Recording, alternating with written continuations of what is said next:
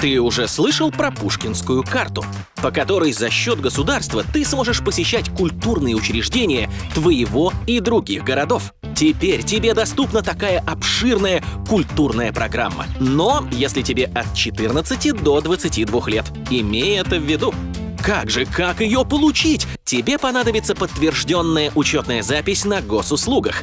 Бери свой смартфон, скачай приложение «Госуслуги Культура», потом авторизуйся через свою учетную запись госуслуг. Это просто. Главное, введи нужные данные. Ну и вот, осталось подтвердить выпуск твоей личной виртуальной Пушкинской карты. Подтверждай выпуск, и она твоя. Все, теперь веди себя культурно. А куда именно, выбирай из мероприятий, которые доступны по Пушкинской карте. Это можно сделать в приложении «Госуслуги Культура» или с помощью афиши на портале kultura.rf.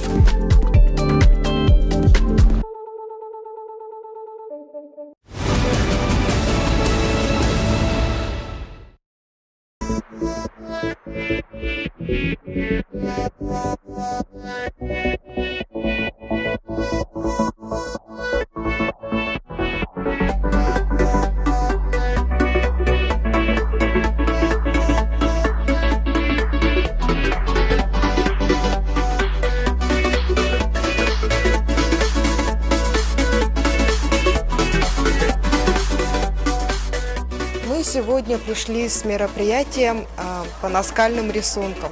Так как проводятся Дни Арктики и сегодняшний день, День мамонта, мы решили рассказать детям немного о наскальных рисунках, о том, что мамонты были не настолько давно, как динозавры, помочь детям нарисовать свой наскальный рисунок, немного погрузиться в прошлое, какое бы послание они оставили после себя вот на пещере.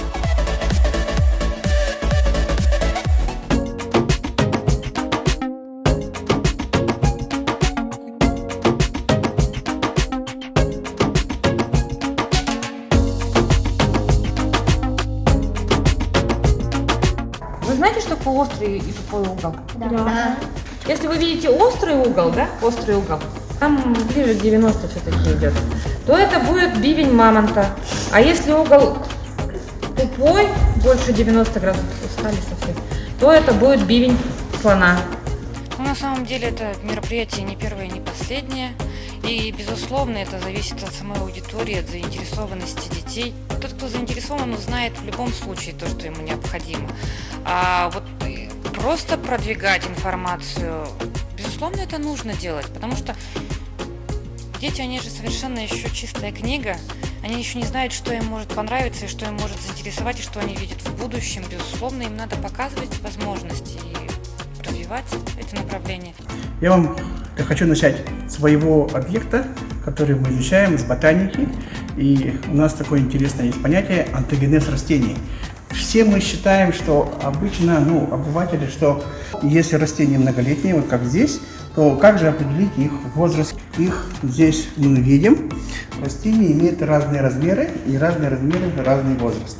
Сегодня дети проходят и видят, что, оказывается, растения не однородные, что они так же, как люди, имеют почти как от грудничка, заканчивая уже пенсионерами своеобразными.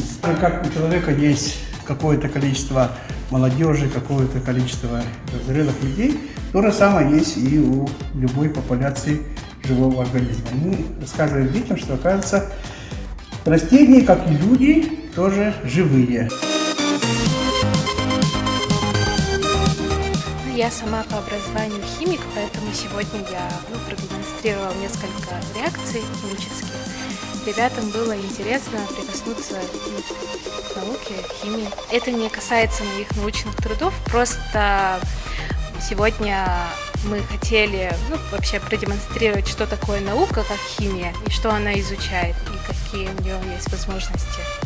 А мы просто из тех веществ, которые у нас есть дома, например, это уксусная кислота, сода, еще марганцовка, зеленка, йод, попробовали между ними сделать реакцию. И они могут, конечно же, это сделать у себя дома, но, конечно же, в присутствии своих родителей.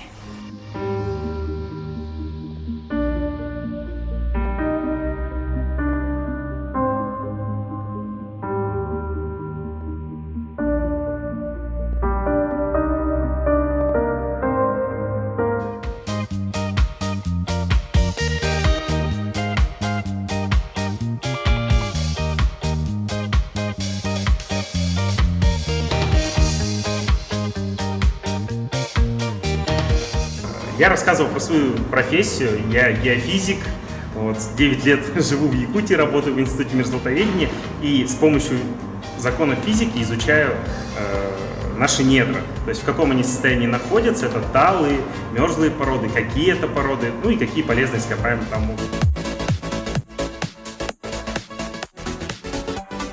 Мы рады, что поучаствовали сегодня в этом интерактивном проекте, где представили косвенно результаты научных исследований наших сотрудников, которые выращивают, в данном случае, зерновые культуры.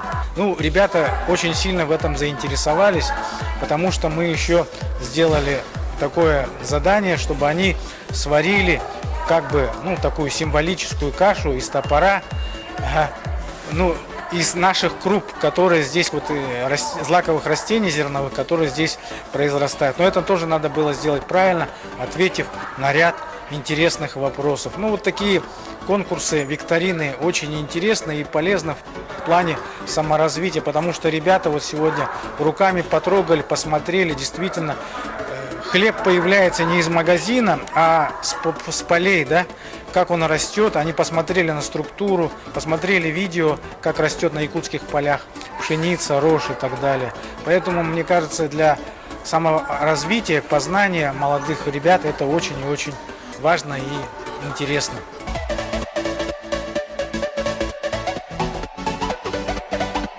В общем, мы, конечно же, не все успели показать, то, что у нас исследуется в институте, но мы показали звуки космоса, связанные с магнитосферой, какие приборы участвовали в измерениях на спутниках и на ракетах, которые были созданы конструкторским бюро нашего института в свое время.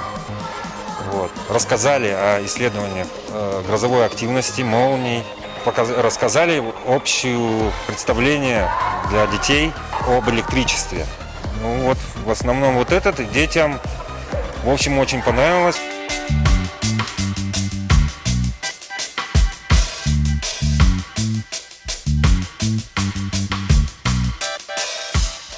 Карандаши тогда уже на тот момент были обычными, то есть как у нас, то есть деревянные карандаши, да, и графитовые теперь же будут идти. И такой еще будет лопата для теоретических. Зачем графит? Так медведи. Точно! Медведи. Не белые медведи, иногда белые. Но в основном бурые. Бурые медведи, потому что, хотя на тот момент, во время Советского Союза, их было не так много, за ним их количество контролировали, да, все равно медведи могут загрести влаги.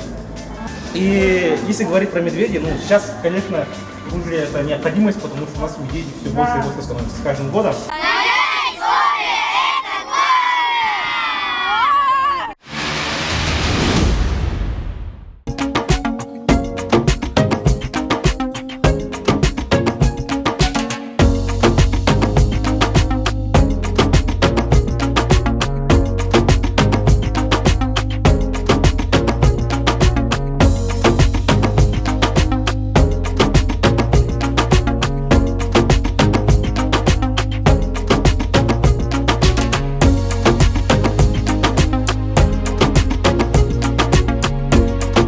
В общем-то, идея с открытками – это продолжение проекта «Здесь был». И эта частица Якутии, которая сейчас, может быть, просто отправлена по почте, да, мне кажется, это важно как раз для продвижения, как сейчас принято говорить, бренда Якутии, да, и для построения нашей локальной идентичности.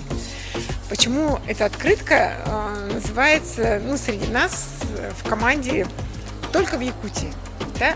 Это не официальное название, но такое внутреннее, потому что мы хотим в год науки 12 серий будет отражать как раз самых знаменитых наших ученых, академиков и их достижения.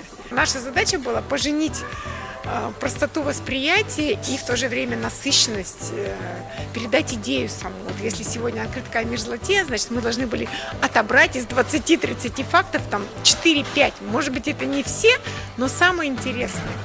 Очень информативная, в профессиональном в таком отношении открытка. Она будет, в общем-то, ценным подарком тем, особенно кто в первый раз в Якутии. Это вообще раритет. Вот.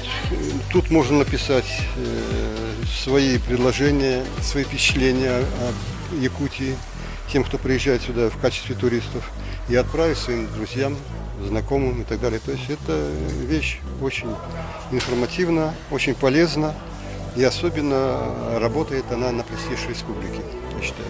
На престиж республики сегодняшней, но тем более на будущее, а в основном ориентируюсь на прошлое.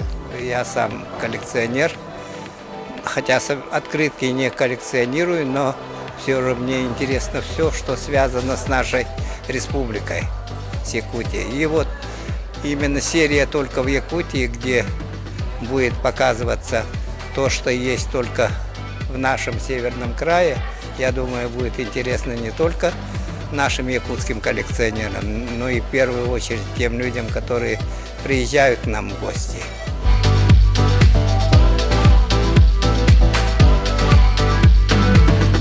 Пока проще приехать в парк, потому что, да, все равно это вопрос там еще нескольких недель, пока они появятся в городе. Поэтому лучше сейчас покупать в парке. И вот наши исторические прогулки, они сейчас тоже будут включать в качестве сувениров и призов, конечно, эти открытки.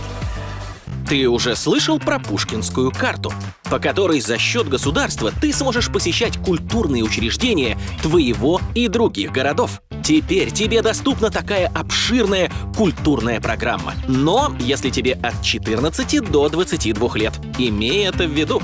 Как ее получить? Тебе понадобится подтвержденная учетная запись на госуслугах. Бери свой смартфон, скачай приложение «Госуслуги Культура», потом авторизуйся через свою учетную запись госуслуг. Это просто. Главное, введи нужные данные. Ну и вот, осталось подтвердить выпуск твоей личной виртуальной Пушкинской карты. Подтверждай выпуск, и она твоя. Все, теперь веди себя культурно. А куда именно, выбирай из мероприятий, которые доступны по Пушкинской карте. Это можно сделать в приложении «Госуслуги Культура» или с помощью афиши на портале kultura.rf.